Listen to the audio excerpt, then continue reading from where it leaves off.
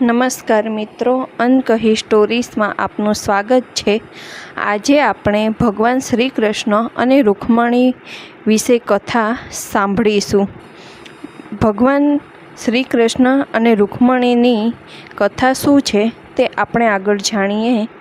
હું પણ લગ્નના વસ્ત્રોમાં તૈયાર થઈને ગિરિજાના મંદિરે જઈશ। હું ઈચ્છું છું કે તમે ગિરિજા મંદિર પહોંચીને મને પત્નીના રૂપમાં સ્વીકારી લો।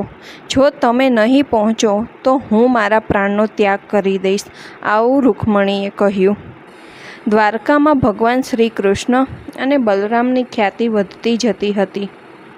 મોટા મોટા રાજાઓ પણ તેઓની સામે મસ્તક ઝુકાવતા, તેમના ગુણોનું ગાન કરતા। બલરામના બળ, વૈભવ અને ખ્યાતિથી પ્રભાવિત થઈને રૈવત નામના રાજાએ પોતાની પુત્રી રેવતીના લગ્ન બલરામ સાથે કરાવ્યા હતા। બલરામ શ્રી કૃષ્ણથી મોટા હતા, તેથી નિયમાનુસાર બલરામના લગ્ન પહેલાં થયા। એ જ દિવસે વિદર્ભ દેશમાં ભીષ્મક નામના તેજસ્વી અને શર્ધુની રાજા રાજ્ય કરતા। કુંડિનપુર તેની રાજધાની હતી। તેના 5 પુત્રો અને 1 પુત્રી હતી। સૌથી મોટા પુત્રનું નામ રૂકમણી અને પુત્રીનું નામ રૂકમણી હતું। રૂકમણી રૂપવતી અને ગુણવાન હતી। લોકો તેને લક્ષ્મી સ્વરૂપા કહેતા। રૂકમણીની વિવાહની ઉંમર થતાં રાજા ભીષ્મક ચિંતા કરવા લાગ્યા।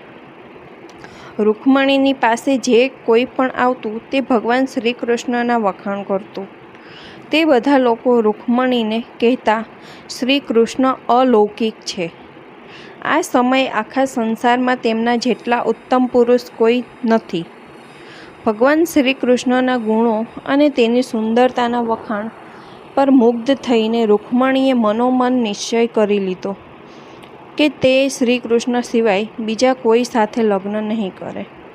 બીજી તરફ ભગવાન શ્રી કૃષ્ણને પણ ખબર હતી કે વિદર્ભ દેશના રાજા ભીષ્મકની પુત્રી રૂકમણી રૂપવતી અને સુલક્ષણા પણ છે, પરંતુ ભીષ્મકના મોટા પુત્ર રૂક્મીને શ્રી કૃષ્ણ સાથે દુશ્મનાવટ હતી।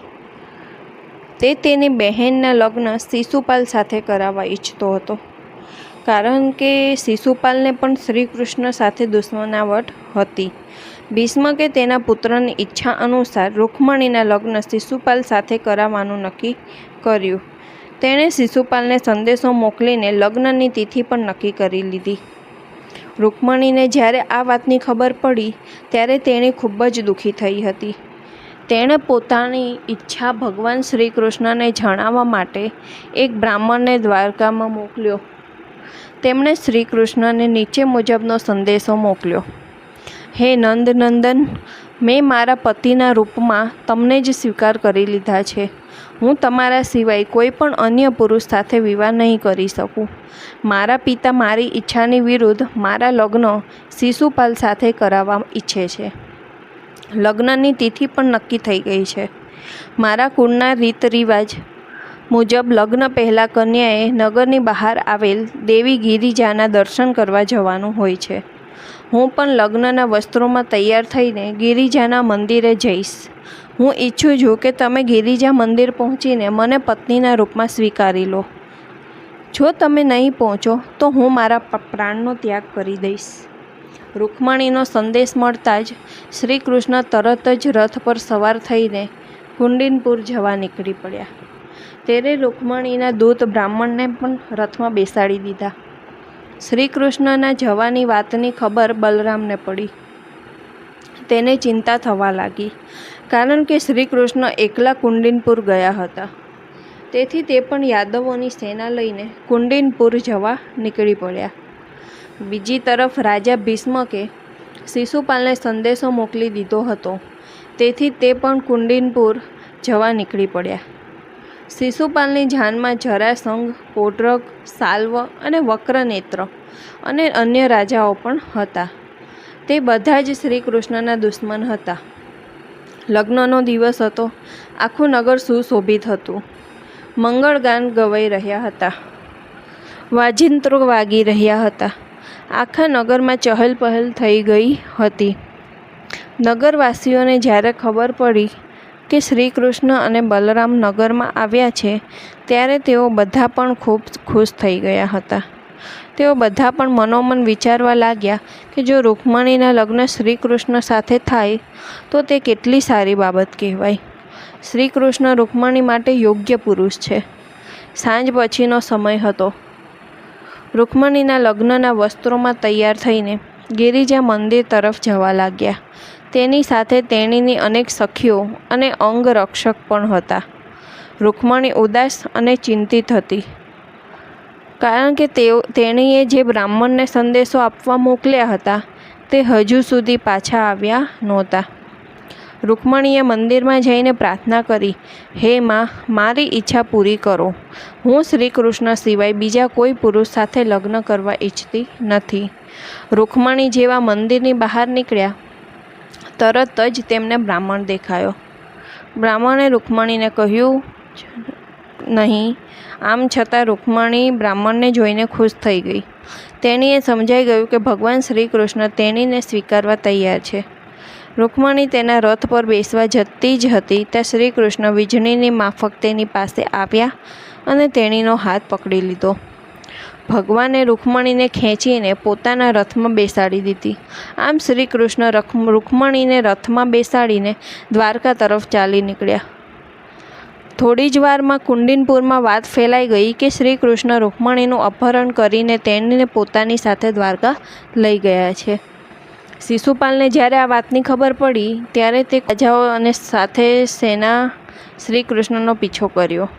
પરંતુ વચ્ચે જ બલરામ અને યદુવંશીઓએ શિશુપાલને રોકી લીધો. બંને વચ્ચે ભયંકર યુદ્ધ થયું. બલરામ અને યદુવંશીઓએ વીરતા અને બહાદુરી સાથે શિશુપાલ અને તેની સેનાને હરાવી દીધી. તેથી શિશુપાલ અને તેની સેના નિરાશ થઈને કુંડિનપુર તરફ ફરી. રૂકમી આ ઘટના જાણીને ગુસ્સે થઈ ગયો. તેણે બહુ જ મોટી સેના લઈને શ્રી કૃષ્ણનો પીછો કરવાનો શરૂ કર્યો. રૂકમીએ પ્રતિજ્ઞા લીધી કે તે શ્રી કૃષ્ણને બંદી બનાવીને જ પાછા ફરશે, નહીં તો તે ક્યારેય કુંડિનપુર પાછા નહીં ફરે. રૂકમી અને શ્રી કૃષ્ણ વચ્ચે ઘમસાણ યુદ્ધ થયું. શ્રી કૃષ્ણએ રૂકમીને યુદ્ધમાં હરાવી દીધા. તેમજ તેણે રૂકમીને પોતાના રથ સાથે બાંધી દીધા. પરંતુ બલરામે રૂકમીને રથમાંથી છોડાવી દીધા. બલરામે શ્રી કૃષ્ણને સમજાવતા કહ્યું કે રૂકમી હવે આપણા સંબંધી થયા.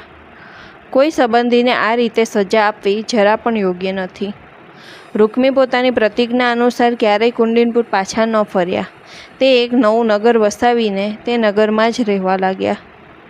કહેવાય છે ને કે રૂકમીના વંશજો હજુ પણ તે નગરમાં રહે છે. ભગવાન શ્રી કૃષ્ણ રૂકમણીને દ્વારકા લઈ ગયા. ત્યાં જઈને શ્રી કૃષ્ણ અને રૂકમણીએ વિધિપૂર્વક લગ્ન કર્યા. રૂકમણીએ એક પુત્રને પણ જન્મ આપ્યો. તેનું નામ પ્રદ્યુમન હતું. તે કામદેવનો અવતાર હતા. શ્રી કૃષ્ણની અનેક પટરાણીઓમાં રૂકમણીનું સ્થાન મહત્વપૂર્ણ છે. તેમની પ્રેમ ભક્તિ પર ભગવાન શ્રી કૃષ્ણ મુગ્ધ હતા. શ્રી કૃષ્ણ અને રૂકમણીના પ્રેમ અને ભક્તિની અનેક કથાઓ છે. આ બધી જ કથાઓ ખૂબ સુંદર અને રસપ્રદ છે. જય શ્રી કૃષ્ણ. જો તમને આ કથા પસંદ આવી હોય તો વિડીયોને લાઈક, શેર અને સબસ્ક્રાઈબ કરવાનું ભૂલતા નહીં. જય શ્રી કૃષ્ણ.